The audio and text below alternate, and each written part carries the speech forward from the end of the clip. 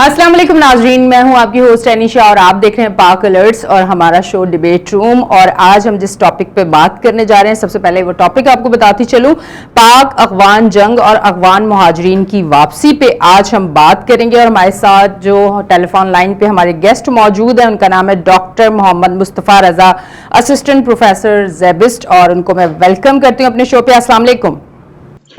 वालेकुम सलाम। कैसे हैं सर, आप ठीक हैं?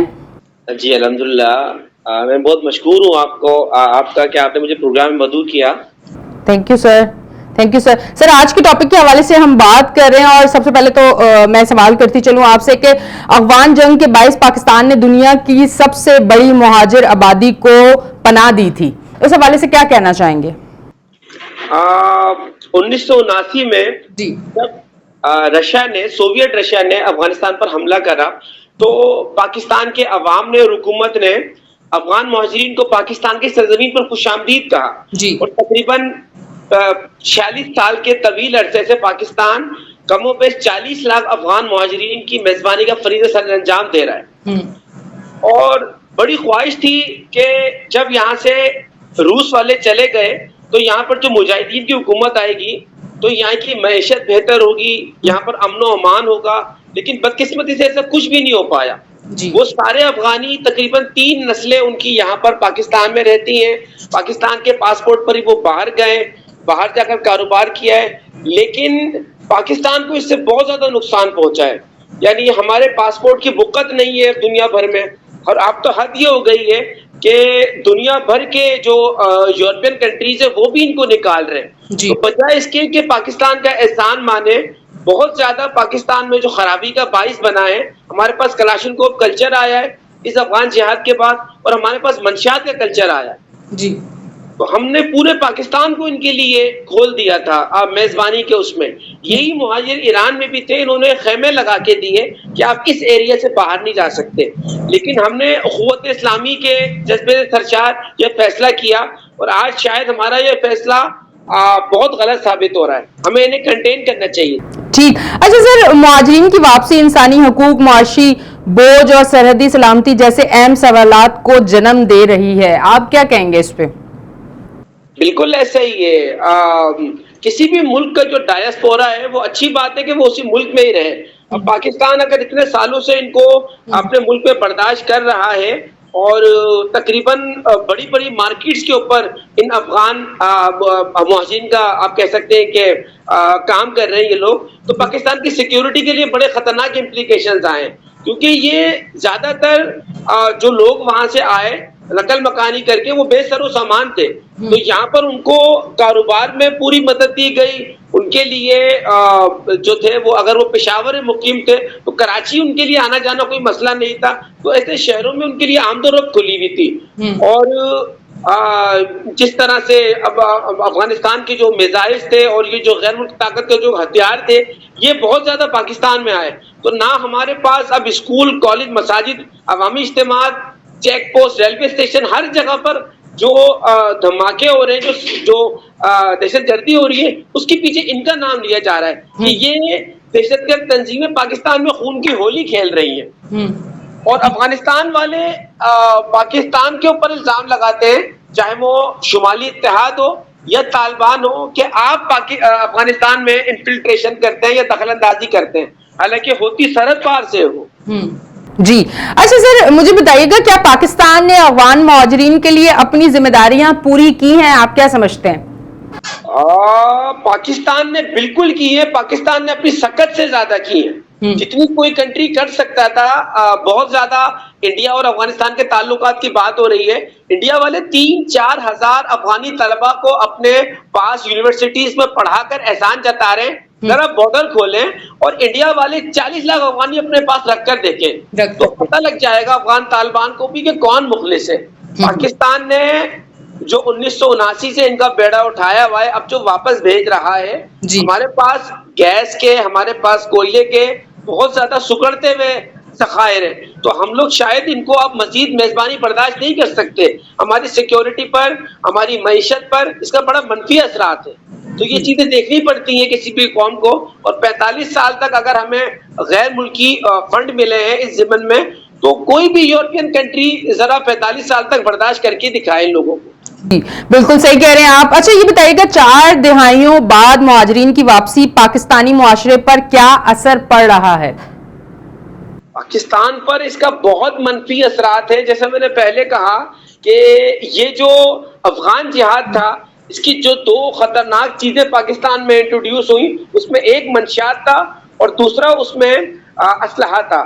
یعنی اتنا زیادہ امریکن اسلحہ جو پاکستان کے تھرو افغانستان جاتا تھا وہ پاکستان واپس آ گیا, جس سے پاکستان میں فرقہ وارانہ تنظیموں کو ایک دوسرے کے خلاف استعمال کرنے کا موقع ملا. ہمارے پاس جو لسانی جماعتیں تھیں, سندھی, پشتون, اردو اسپیکنگ, ان سب کے ہاتھ وہ اسلحہ لگا, اور یہ اسلحہ جو کراچی جیسے شہر میں بنتا بھی نہیں ہے وہ کراچی میں کھلے عام دستیاب تھا.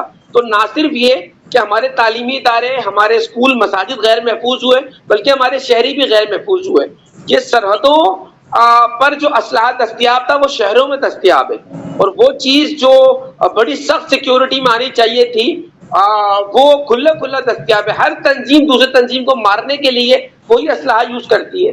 تو افغان مہاجرین کے آنے کے بعد ان کے ساتھ میں جو 2 بائی پروڈکٹ کے طور پہ چیزیں آئی ہیں اس میں منشیات کلچر اور اسلحہ کلچر بھی ہے. 2006 کی ایک رپورٹ کے مطابق ہر 5واں پاکستانی منشیات کا شکار ہے, اور یہ وہی بائی پروڈکٹ ہے جو ہمارے برابر والے شمالی جو نارتھ ویسٹرن صوبہ افغانستان ہے وہاں سے آ رہی ہیں. ٹھیک سر, کیا افغانستان کے حالات اس قابل ہیں کہ مہاجرین محفوظ طریقے سے واپس جا سکیں؟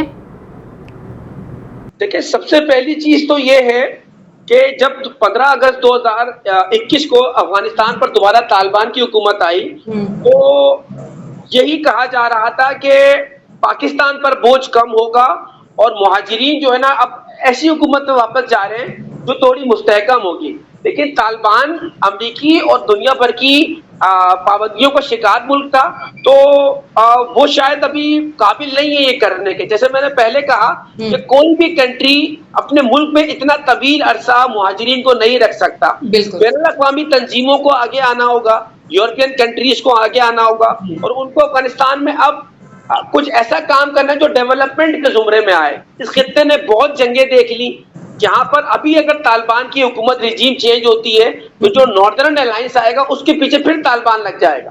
تو اب یہ خطہ گڑھ بن چکا ہے ٹی ٹی پی کا, داعش کا, القاعدہ کا. تو اس جنگ میں یہ بڑے بے بس محسوس کر رہے ہیں. تو دنیا کی ساری گورنمنٹس کو اور تنظیموں کو یہاں پر آ کر رول پلے کرنا ہوگا. نہ صرف یہ کہ افغان مہاجرین کو افغانستان میں بسایا جائے بلکہ یہاں پر ترقیاتی کام بھی ہوں, صحت کے حوالے سے, معیشت کے حوالے سے, تعلیم کے حوالے سے. تو یہ بڑا وقت کی ضرورت ہے اس وقت. یہ ٹھیک ہے سر, ایک چیز اور آپ سے بات کرنا چاہوں گی. بہت سے افغان مہاجرین پاکستان میں پیدا ہوئے, کیا ان کے لیے واپسی ایک انصاف پسندانہ فیصلہ ہے؟ بالکل ہے. سب سے پہلے دیکھیں, جب پرویز مشرف نے نعرہ لگایا تھا سب سے پہلے پاکستان, تو بہت سارے لوگوں نے تنقید کی تھی. لیکن اگر آپ اس نعرے کے پس منظر میں جائیں تو کیا برائی ہے؟ آپ پہلے اپنے گھر کو سدھارتے ہیں پھر باقی چیزوں کو دیکھتے ہیں. جس انسانی حقوق کی تنظیم کو اس فیصلے پر ناراضی ہے یا کوئی غصہ ہے تو وہ پھر اپنے فنڈ ریزرو کرے اس کے لیے. یورپین کنٹریز, آسٹریلیا آدھے سے زیادہ خالی ہے, کینیڈا خالی ہے, آپ لے کے جا کے بسا دیں. تو پاکستان کو کرنا ہوگا. 25 کروڑ کی آبادی, چھٹا پڑا ملک پاکستان, آبادی کا ایک بم پھٹ رہا ہے. نہ ریاست یہاں کے بچوں کے لیے تعلیم کے ضمن میں کچھ کر پا رہی ہے, نہ صحت کے لیے, نہ معیشت کے لیے. اوپر سے 3 نسلوں کی پلی بڑی یہ 45 لاکھ کی افغان ڈائسپورا آپ نہیں برداشت کر سکتے. آپ کو مرحلہ وار واپس کرنا ہوگا اگر آپ کو پاکستان میں غیر ملکی مداخلت کو کم کرنا ہے. ٹھیک ہے جی. اچھا سر, کیا مہاجرین کی واپسی سے پاکستان اور افغانستان کے تعلقات مزیدہ کشیدہ ہو سکتے ہیں؟ پاکستان افغانستان کے تعلقات ایسے ہی رہیں گے. سب سے بڑا مسئلہ آ رہا ہے کہ 1893 میں جو ڈیورنڈ لائن تھی وہ امیر عبد الرحمان اور مورٹیمر ڈیورل کے بیچ میں معاہدہ تھا. افغانستان والے وہ نہیں مان رہے. دوسرے وہ یہ کہہ رہے ہیں کہ اس لائن سے پشتون ڈیوائیڈ ہو رہے ہیں. اور جب پشتونوں کے لیے کابل, اٹک, پشاور ان سب تک ایکسس ہونا چاہیے. اور پاکستان یہ کہہ رہا ہے کہ آپ کا جو معاہدہ تھا وہ بالکل ویلڈ تھا، برطانیہ کے ساتھ وہ آج بھی لاگو ہو رہا ہے. ایسے تو انڈیا کے سکھ بھی یہ کہہ سکتے ہیں کہ پاکستان کا لاہور ہمیں دے دیا جائے، حسن عبدال ہمیں دے دیا جائے، کیونکہ یہاں پر ہمارے جو مذہب کے بانی گرو نانک ہے ان کی یادیں موجود ہیں. تو پارٹیشن تو 47 میں ہوا ہے، یہ پارٹیشن 1893 میں ہوا ہے. افغانستان کو یہ سمجھنا ہوگا کہ گراؤنڈ ریئلٹیز یہ ہے کہ آپ کبھی بھی ایک ملک رہے ہی نہیں. کبھی آپ پر سینٹرل ایشیا سے حملے ہوئے ہیں، کبھی آپ سے کہیں پر ہوئے ہیں، دلی کے حکمرانوں نے آپ پہ رول کرا ہے، کسی اور نے کرا ہے. تو خالی پاکستان کے ایریا پر نظریں کیوں جمائے ہوئے؟ آپ دلی کی بھی بات کریں کہ دلی پر بھی غوری غزنوی خاندانوں نے حملے کریں، اس کو بھی انکارپوریٹ کریں. صرف پاکستان کی بات کرنا غلط بات ہوگی. ٹھیک ہے. اچھا سر، عالمی برادری کو افغان مہاجرین کے مسئلے میں کیا کردار ادا کرنا چاہیے؟ عالمی برادری کو بالکل آگے آنا ہوگا. سب سے پہلی چیز تو یہ ہے کہ یہ جو جمہوریت ہے یا ڈیموکریسی ہے، یہ ایک ویسٹرن آئیڈیا ہے. یہ شاید ساؤتھ ایشیا کے لیے ایلین رہا ہے. وہاں پہ 400-500 سال پہلے رینیسانس ہوا، وہاں پہ نشاط ثانیہ ہوا، تو یہ موومنٹس کو وہاں پہ جنم دیے 500 سال تک ہو چکے ہیں. تو وہ جانتے ہیں ہیومن رائٹس وغیرہ کیا ہیں. اگر آپ کو اس سوسائٹی میں آنا ہے تو آپ کو یہاں کے کلچر میں تھوڑا رنگنا ہوگا. تو آپ کو یہاں پر آ کر کام بھی کرنا ہے، ڈیولپمنٹ کے کام بھی کرنا ہے. جس طرح 89 میں جب رشین افواج گئی، امریکہ نے خطے کو لاوارث چھوڑ دیا تھا. ایسے ہی 2021 میں جب امریکن فوجوں نے انخلا کیا تب بھی لاوارث چھوڑ دیا. تو افغانستان کی یونیسیف، یونیسکو اور دیگر تنظیموں کو آگے آ کر یہاں پہ کردار ادا کرنا ہوگا.